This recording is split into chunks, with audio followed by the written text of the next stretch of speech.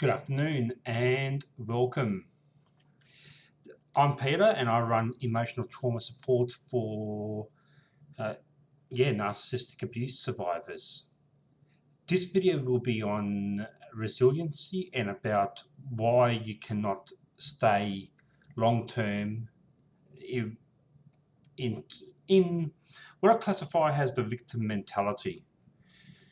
Um, Healing does not happen if you're in the victim mentality. I was in that phase for a very long time and it kind of impacted me. Now, resiliency is about bouncing back from failure, bouncing back from the bad times. It's about really um, just getting back on your feet, emotionally, physically, and mentally. So I'm going to talk about how I've done that and how I'm doing it continuously, and about I'm also going to read from an article from Mind Tools about resiliency and about the importance of it. So I had to change my mindset. I had to say, I'm not going to let this defeat me. I'm not going to let a really bad relationship and being abused in that relationship defeat me. For a very long time, during and after the relationship, I felt down. I felt sad for myself. I blamed the other person and I didn't really take any steps to heal, to start my recovery process, not for a very long time. And maybe if I had done that initially, my recovery could have been much sooner and much more less damaging to myself. Now, if you stay in the victim mentality, you're not really looking at avenues of self-healing. You're putting all the blame onto the other person, and just staying in the mindset of blame, blame, blame, rather than, okay, you can blame the other person, but you also have to look within yourself and look at what led you down the path to being in a narcissistic relationship or falling under the throes of a narcissistic individual, be it in your workplace, be it a family member. You have to ask yourself what led you down that tragic path of emotional abuse. It's not entirely one-sided. You see, being codependent or being highly sensitive, we forgive people much easily, even the wrong types of people, and we make allowances and we make excuses for the behavior. We rationalize it within our heads maladaptively. So thankfully, with my psychologist and with really looking at support articles and talking to very supportive individuals, I've really found myself at a crossroads of where I want to self-improve. And I'm doing those things. I've got a long-term plan where my resiliency is about getting my personal boundaries in place again and changing the way I just act and behave in the future. Resiliency is about challenge, commitment, and personal control. Committing to yourself to look at yourself and be honest with yourself and challenge yourself in changing. You see, if you do not ask yourself what led me down this path, you're not really going to manage yourself so importantly. By that, you have to ask yourself, okay, and especially for those people who've been in 2 or 3 narcissistic relationships, what has caused me to go from one relationship to another relationship with a narcissist?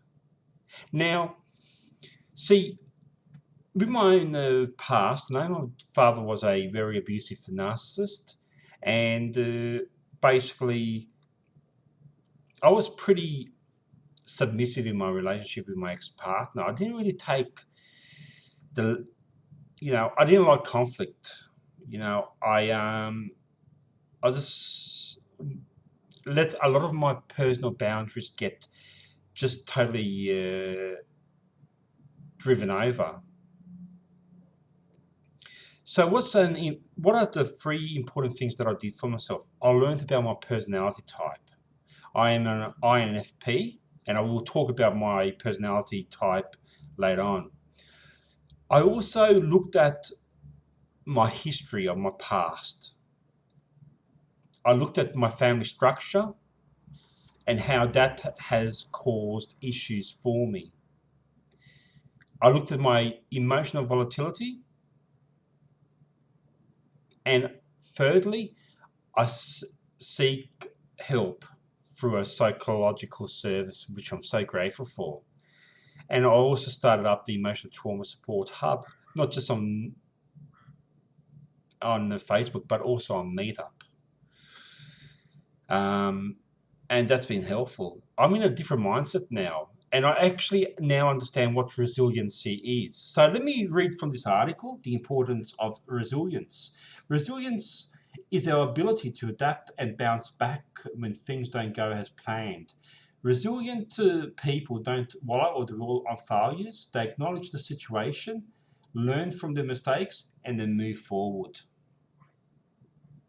So, challenge. Resilient people, view a difficulty as a challenge, not as a paralyzing event.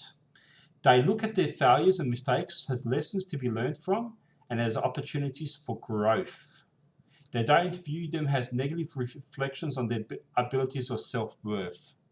And that's what's changed for me. I used to look at a lot of things for me negatively. I don't now. I look at everything that has happened and is happening as a way forward for me to self-improve. Okay, so I say to myself, how can I learn from this event? How can I improve or change an aspect of myself? Commitment. Resilient people are committed to their lives and their goals, and they have a compelling reason to get out of bed in the morning. Commitment isn't just restricting to their work. They commit to their relationships, their friendships, the causes that they care about, and their religious or spiritual beliefs. So my psychologist has asked me to look at doing a recovery diary or a calendar, which I'm doing, which is that it's a commitment of getting back out there socially and getting back into activism, which I really love doing, and going and attending talks and just getting back out there because I was a recluse for a long time. I was socially withdrawing myself. Also, personal control, which is related to personal boundaries. Resilient people spend their time and energy focusing on situations and events that they have control over. Because they put their efforts where they can have the most impact, then they feel empowered and confident. That's important. See, early on in the recovery process, I was kind of spending my time and energy focusing on situations and a narcissist that I had no control over. That was paralyzing. That was not helping me heal. Definitely not. Those who spend time worrying about uncontrollable events can often feel lost, helpless, and powerless to take action. See what I'm saying? So if you keep yourself in that mindset saying, this is it for me, then it is it for you because you're not moving forward. You're either paralyzed there or you're thinking about the past. The past cannot be changed. The present can.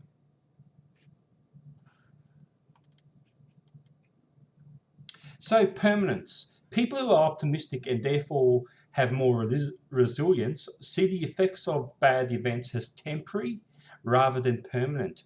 For instance, they might say, my boss didn't like the work I did on that project, rather than my boss never likes my work. Pervasiveness. Resilient people don't let setbacks or bad events affect other unrelated areas of their lives. For instance, they would say, I'm not very good at this, rather than I'm no good at anything. And finally, personalization. This is really important. People who have resilience don't blame themselves when bad events occur. Instead, they see other people or the circumstances as the cause. For instance, they might say, I didn't get the support I needed to finish that project successfully, rather than I messed that project up because I can't do my job. See, so I still have weak moments where I feel down on myself, but they are few and far between. I get into a positive mindset. I say, with the help from a psychologist, I look at things differently. I look at everything that happens as an opportunity, not as a way I can blame myself. See, being self-critical is really hard. So I've done a notepad article on self-criticism rather than self-compassion, and that's on the support hub. So I'm going to say in closing that I'm more resilient. I'm getting there. Now I've got a lot of hope. See, uh, each day is a blessing for me. Each day is a way, I can expand rather than retract. I can go forward rather than go backwards. The narcissist does not define my life.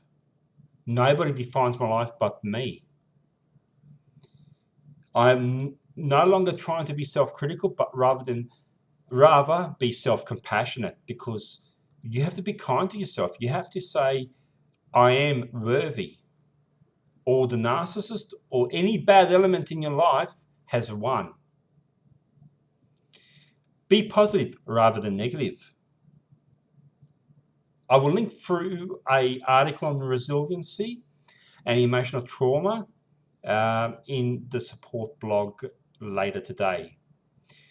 So take care, folks, and hope this video helps you. And if you want any more information, or if you want to do a comment, please do. Take care. This is Peter. Ciao.